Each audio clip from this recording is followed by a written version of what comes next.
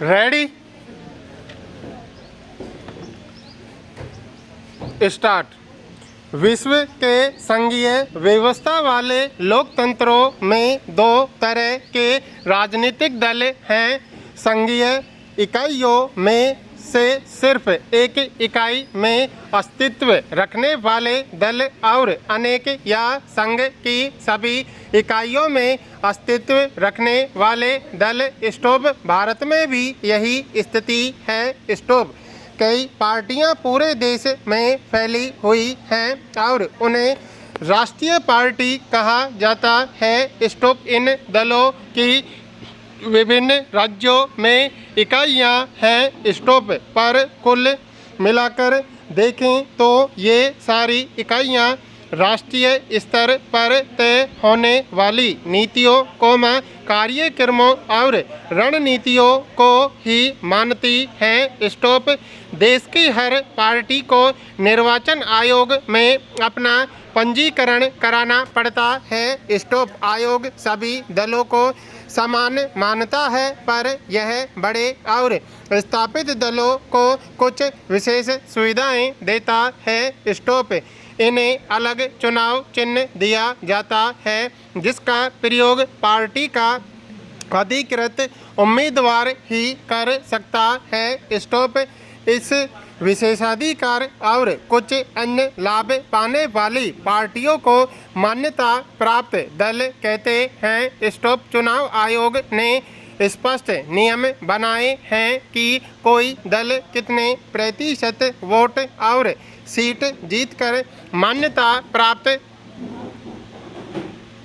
बन सकता है। स्टॉप। जब कोई पार्टी राज्य विधानसभा के चुनाव में पड़े कुल मतों का 6% या उससे अधिक हासिल करती है और कम से कम 2 सीटों पर जीत दर्ज करती है तो उसे अपने राज्य के राजनीतिक दल के रूप में मान्यता मिल जाती है। स्टॉप। अगर कोई दल लोकसभा में पड़े कुल वोटों का अथवा 4 राज्यों के विधानसभाई चुनाव में पड़े कुल वोटों का 6% हासिल करता है और लोकसभा के चुनाव में कम से कम 4 सीटों पर जीत दर्ज करता है तो उसे राष्ट्रीय दल की मान्यता मिलती है। स्टॉप। इस वर्गीकरण के अनुसार 2023 में जारी भारत निर्वाचन आयोग की अधिसूचना के अनुसार देश में 6 मान्यता प्राप्त राष्ट्रीय दल है। स्टॉप। आइए इनमें से प्रत्येक के बारे में कुछ महत्वपूर्ण तथ्य जान लें। स्टॉप।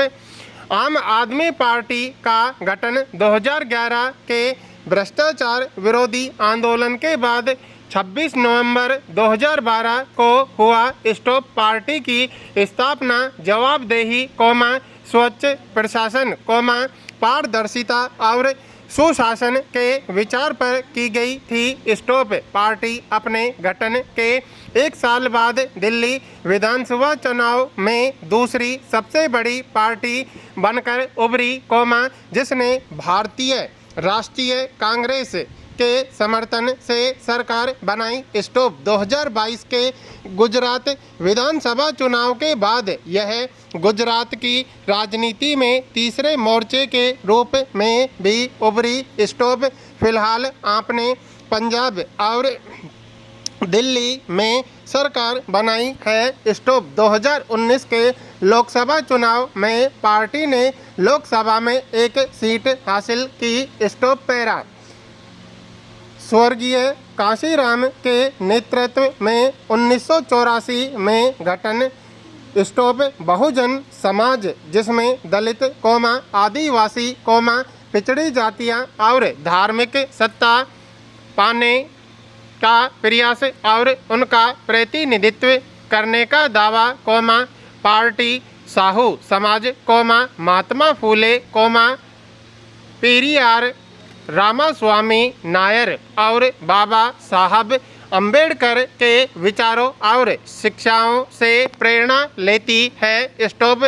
दलितों और कमजोर वर्ग के लोगों के कल्याण और उनके हितों की रक्षा के मुद्दों पर सबसे ज़्यादा सक्रिय इस पार्टी का मुख्य आधार उत्तर प्रदेश में है, पर मध्य प्रदेश, छत्तीसगढ़, उत्तराखंड, दिल्ली और पंजाब में भी यह पार्टी पर्याप्त ताकतवर है। स्टॉप अलग अलग पार्टियों से अलग अलग अवसरों पर समर्थन लेकर इसने उत्तर प्रदेश में 4 बार सरकार बनाई। स्टॉप इस दल को 2019 के लोकसभा चुनाव में करीब 3.63% वोट मिले और 10 सीटें मिली। स्टॉप पैरा पुराने भारतीय जनसंघ को, जिसे श्यामा प्रसाद मुखर्जी ने 1951 में गठित किया, पुनर्जीवित करके 1980 में यह पार्टी बनी। स्टॉप भारत की प्राचीन संस्कृति और मूल्य, दीनदयाल उपाध्याय के विचार, समग्र मानवतावाद एवं अंत्योदय से प्रेरणा लेकर मजबूत और आधुनिक भारत बनाने का लक्ष्य, भारतीय राष्ट्रवाद और राजनीति की इसकी अवधारणा में सांस्कृतिक राष्ट्रवाद एक प्रमुख तत्व है। स्टॉप पार्टी जम्मू और कश्मीर को क्षेत्रीय और राजनीतिक स्तर पर विशेष दर्जा देने के खिलाफ है। स्टॉप यह देश में रहने वाले सभी धर्म के लोगों के लिए समान नागरिक संहिता बनाने और धर्मांतरण पर रोक लगाने के पक्ष में है। स्टॉप 1990 के दशक में इसके समर्थन का आधार काफ़ी व्यापक हुआ। स्टॉप पहले देश में उत्तरी और पश्चिमी तथा शहरी इलाकों तक ही सिमटी रहने वाली इस पार्टी ने इस दशक के दक्षिण पूर्व, पूर्वोत्तर तथा देश के ग्रामीण इलाकों में अपना आधार बढ़ाया। स्टॉप राष्ट्रीय जनतांत्रिक गठबंधन के नेता की हैसियत से यह पार्टी 1998 में सत्ता में 2019 में हुए लोकसभा चुनाव में 303 सीटें जीतकर सबसे बड़े दल के रूप में उभरी। स्टॉप अभी केंद्र में शासन करने वाले राष्ट्रीय जनतांत्रिक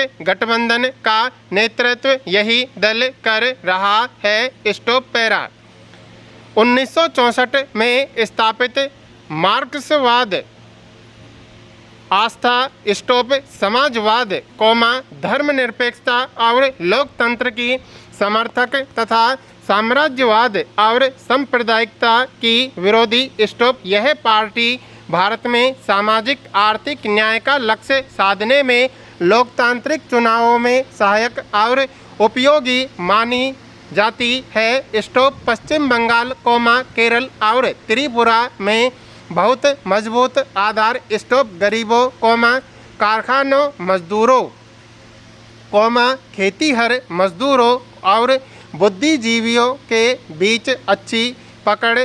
स्टॉप यह पार्टी देश में पूंजी और सामानों की मुक्त आवाजाही की अनुमति देने वाली नई आर्थिक नीतियों की आलोचक है। स्टॉप पश्चिम बंगाल में लगातार 34 वर्षों से शासन में रही। स्टॉप 2019 के चुनाव में इसने करीब 1.75% वोट और लोकसभा की 3 सीटें हासिल की। Stop para Indian national Congress, इसे आमतौर पर कांग्रेस पार्टी कहा जाता है और यह दुनिया के सबसे पुराने दलों में से एक है। स्टॉप 1885 में गठित इस दल में कई बार विभाजन हुए हैं। स्टॉप आज़ादी के बाद राष्ट्रीय और क्षेत्रीय स्तर पर अनेक दशकों तक इसने प्रमुख भूमिका निभाई है। स्टॉप जवाहरलाल नेहरू की अगुवाई में इस